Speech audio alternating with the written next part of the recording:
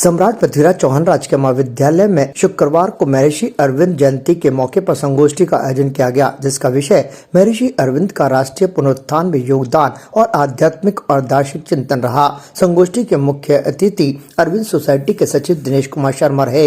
इस मौके पर महाविद्यालय प्राचार्य प्रोफेसर मनोज बहरवाल, कॉलेज शिक्षा सहायक निदेशक प्रोफेसर एस.के. बिस्सू, महाविद्यालय अकादमी प्रभारी प्रोफेसर अनिल दादीज और दर्शन शास्त्र विभाग का अध्यक्ष प्रोफेसर रेखा यादव ने दीप प्रज्वलन कर पुष्पांजलि के द्वारा कार्यक्रम का शुभारंभ किया। इस मौके पर प्रोफेसर रेखा यादव ने कहा कि महर्षि अरविंद का जीवन काफी संतुलित रहा। उन्होंने राष्ट्रीय पुनरुत्थान में अपना योगदान दिया और उनके दार्शनिक विचारों की सरल भाषा बहुत जरूरी है, जो कि बहुत ही सरल थी। उन्होंने कहा कि महर्षि अरविंद भारत को एक टुकड़ा नहीं बल्कि भारत माता के समान मानते थे। संस्कृतियों की तुलना प्रकृति के लिए महत्वपूर्ण मानते थे और भारतीय संस्कृति के आत्म बलिदान के लिए उत्कृष्ट कार्य किए। इस मौके पर मुख्य अतिथि के रूप में बोलते हुए दिनेश कुमार शर्मा ने कहा कि महर्षि अरविंद एक क्रांतिकारी दार्शनिक, लेखक, योगी और कवि थे। क्रांतिकारी से योगी बनने की यात्रा में उन्होंने स्वयं अतिभाव के साथ स्तर पर पहुंचकर बहुत ही बढ़िया कार्य किया। उन्होंने समस्त मानव जाति की भलाई की।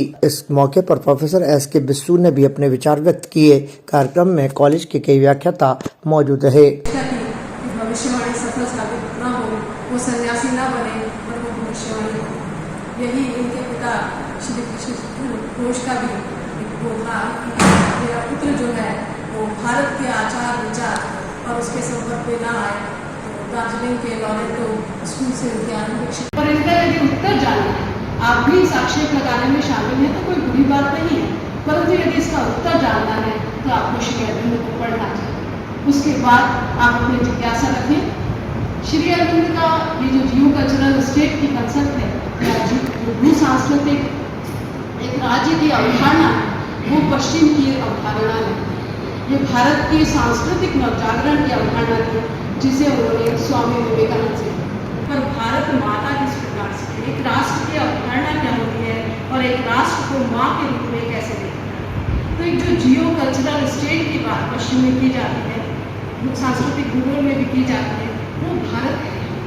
भारत में ही कई बार प्रश्न आता है और हमारा जब उपहास किया जाता है तो यही पूछा जाता है कि भाई सारे देव देवता आपके पास है, ऐसा क्या है, ईश्वर भी आपके पास है, भारत अपने आप को इस तरह से कैसे देखता है कि सारा जो है वैभव भारत के पास है। तो कभी सोने की चिड़िया रहा होगा तो ज्ञान विज्ञान। ताजा खबरों के लिए देखते रहें सरेराह न्यूज। अपना फोन उठाएं और सब्सक्राइब करना ना भूलें।